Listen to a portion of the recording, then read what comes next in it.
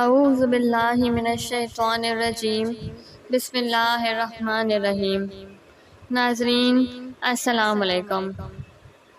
Video شروع کرنے سے پہلے میری آپ تمام لوگوں سے گزارش ہے کہ ایک مرتبہ محبت اور عقیدت کے ساتھ سرکار دو جہاں صلی اللہ تعالیٰ علیہ وآلہ وسلم کی ذات بابرکت پہ درود پاک کا تحفہ پیش کر دیجیے۔ اللہم صلی علی محمد وعلی آل محمد کما صلیت علی ابراہیم وعلی آل ابراہیم انکا حمید مجید۔ اللہم بارک علی محمد وعلی آل محمد کما بارکت علی ابراہیم وعلی آل ابراہیم انکا حمید مجید۔ رونے والا ستون۔ مسجد نبوی میں پہلے ممبر نہیں تھا،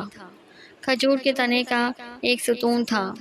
اسی سے ٹیک لگا کر آپ خطبہ پڑھا کرتے تھے۔ جب ایک انصاری عورت نے ایک ممبر بنوا کر مسجد نبوی میں رکھا تو آپ نے اس پر کھڑے ہو کر خطبہ دینا شروع کر دیا۔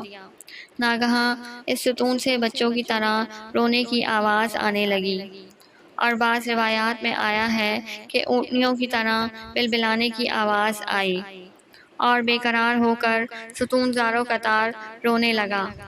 اور بعض روایتوں میں یہ بھی آیا ہے کہ ستون اس قدر زور زور سے رونے لگا کہ قریب تھا کہ جوش گریہ سے پھٹ جائے گا، اور اس رونے کی آواز کو مسجد نبوی کے تمام مصلیوں نے اپنے کانوں سے سنا۔ ستون کی یہ گریہ زاری کو سن کر حضور رحمت للعالمین صلی اللہ علیہ وآلہ وسلم ممبر سے اتر کر آئے، اور ستون پر تسکین دینے کے لیے اپنا مقدس ہاتھ رکھ دیا اور اس کو اپنے سینے سے لگا لیا، تو وہ ستون اس طرح ہچکیاں لے لے کے رونے لگا جس طرح رونے والے بچے کو جب چپ کرایا جاتا ہے تو وہ ہچکیاں لے لے کر رونے لگتا ہے۔ بالآخر جب آپ نے ستون کو اپنے سینے سے چمٹا لیا تو وہ سکون پا کر خاموش ہو گیا، اور آپ نے ارشاد فرمایا کہ ستون کا یہ رونا اس بنا پر تھا کہ یہ پہلے خدا کا ذکر سنتا تھا، اب جو نہ سنا تو رونے لگا۔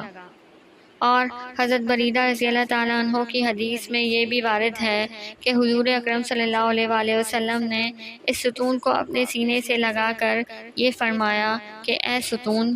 اگر تو چاہے تو میں تجھ کو پھر اسی باغ میں تیری پہلی جگہ پر پہنچا دوں تاکہ تو پہلے کی طرح ہرا بھرا درخت ہو جائے اور ہمیشہ پھلتا پھولتا رہے،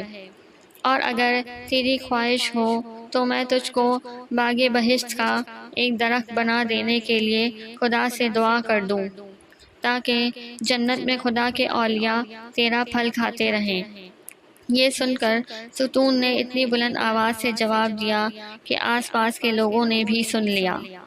ستون کا جواب یہ تھا کہ یا رسول اللہ صلی اللہ علیہ وآلہ وسلم، میری یہی تمنا ہے کہ میں جنت کا ایک درخت بنا دیا جاؤں تاکہ خدا کے اولیاء میرا پھل کھاتے رہیں